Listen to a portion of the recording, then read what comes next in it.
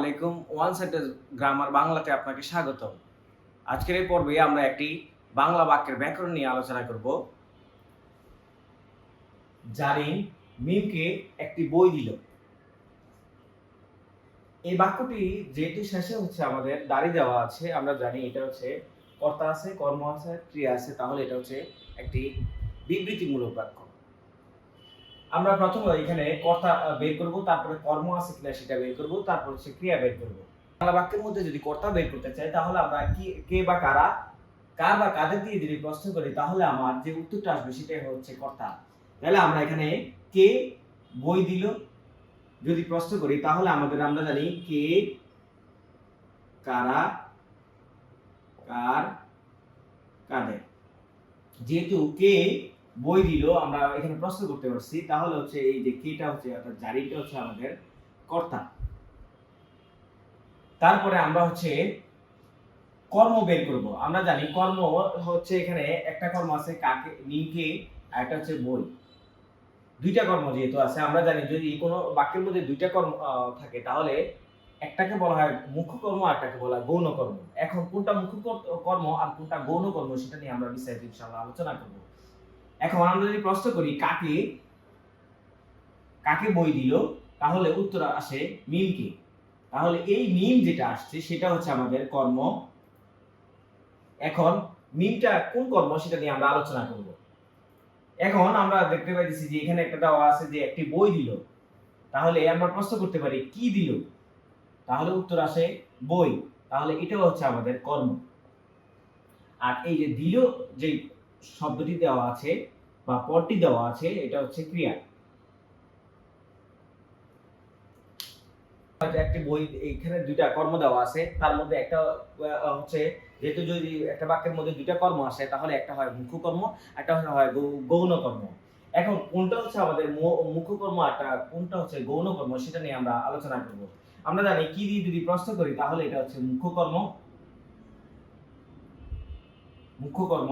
আর যদি কাকে দিয়ে প্রশ্ন করি তাহলে হচ্ছে এটা গৌণ কর্ম। কাকে দিয়ে প্রশ্ন করার কারণে আমাদের যে উত্তরটা আসছে সেটা হচ্ছে গৌণ কর্ম।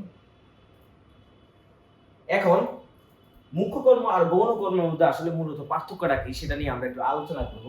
মুখ্য কর্মটা সবসময় সেন্টেন্সের মূল আলোচনার বিষয় হয়। মুখ্য কর্মটা সবসময় বস্তুবাচক হবে, আর গৌণ যে কর্মটা সেটা সবসময় ব্যক্তিবাচক হবে। মুখ্য কর্মের সাথে কখনোই কি হয় না, বিভক্তিযুক্ত হয় না, আর গৌণ কর্মের সাথে সবসময় বিভক্তিযুক্ত হয়। মুখ্য কর্মটাকে সেন্টেন্স থেকে বাদ দেওয়া যায় না। যদি বাদ দেওয়া হয় তাহলে অর্থ ঠিক থাকে না, আর যদি গৌণ কর্মটাকে বাদ দেওয়া হয় তাহলে অর্থের উপর কোনো প্রভাব বিস্তার করে না। আমরা একটু দেখাচ্ছি। যেমন আমি বললাম যে জারিন একটি বই দিল। এখানে দেখেন যে আমরা এখানে কে, জারিন কর্তা পেয়েছি, একটি বই কর্ম পেয়েছি, আর দিলটা হচ্ছে ক্রিয়া, আমরা ক্রিয়া পেয়েছি। তাহলে কর্তা কর্ম ক্রিয়া যদি থাকে তাহলে এটা হচ্ছে বিবৃতিমূলক বাক্য। এইখানে আমাদের কোনো প্রভাব, এই সেন্টেন্সের কোনো সমস্যা হয় না, অর্থাৎ সেন্টেন্সটা ঠিক আছে। এখন যদি আমি বলি যে এই একটি বইকে আমি হচ্ছে বাদ দিয়ে দেই, তাহলে জারিন মিমকে দিল। তাহলে এখানে হচ্ছে জারিন কে আমরা জানি কি কর্তা, মিম হচ্ছে কর্ম, আর ক্রিয়াটা হচ্ছে দিলটা হচ্ছে ক্রিয়া। কিন্তু দেখেন আমি যদি প্রশ্ন করি জারিন মিমকে দিল, এখানে একটা প্রশ্ন থাকে যে কি দিল, সেটাকে হচ্ছে বাদ দেওয়া যায়, কিন্তু মুখ্য কর্মকে বাদ দেওয়া যায় না। মুখ্য কর্মকে যদি আমরা বাদ দিই তাহলে অর্থ ঠিক থাকে না, কিন্তু গৌণ কর্মকে যদি আমরা বাদ দিই তাহলে অর্থের উপর কোনো প্রভাব পড়ে না। এখন আপনি প্রশ্ন করতে পারবেন যে, আশা করি এই অংশটা বুঝতে পেরেছেন। এবার হচ্ছে আমরা দিল যে আমরা জানি এটা হচ্ছে ক্রিয়া। যে শব্দ দ্বারা কোনো কাজ করা বা হওয়া বোঝায় সেটাকে বলা হয় ক্রিয়া। এখানে এই ক্রিয়াটা যেহেতু একটা ক্রিয়া আছে, এটা কি সমাপিকা না অসমাপিকা? যেহেতু ক্রিয়া একটা আছে এটা হচ্ছে সমাপিকা ক্রিয়া। আর যদি এর আগে হচ্ছে আরো একটা বা একাধিক যদি ক্রিয়া থাকতো তাহলে শেষেরটাকে আমরা সমাপিকা বলতাম, এর আগে হচ্ছে যেগুলো আছে সেগুলোকে আমরা অসমাপিকা বলতাম। এখন হচ্ছে আপনি প্রশ্ন করতে পারবেন যে এটা কি সকর্ম ক্রিয়া না অকর্ম ক্রিয়া। যেহেতু আমাদের এখানে একটা গৌণ কর্ম একটা মুখ্য কর্ম পেয়েছি আমরা, যেহেতু এখানে কর্ম আছে, এই কর্ম থাকার কারণে এটা হচ্ছে সকর্ম ক্রিয়া। এখন যেহেতু এখানে দুইটা কর্ম আছে, আমরা জানি দুইটা কর্ম থাকার কারণে এই ক্রিয়াটাকে আমরা বলবো দ্বিকর্ম ক্রিয়া। এই পুরো বাক্যটা একটা হচ্ছে সক্রিয় বাক্য।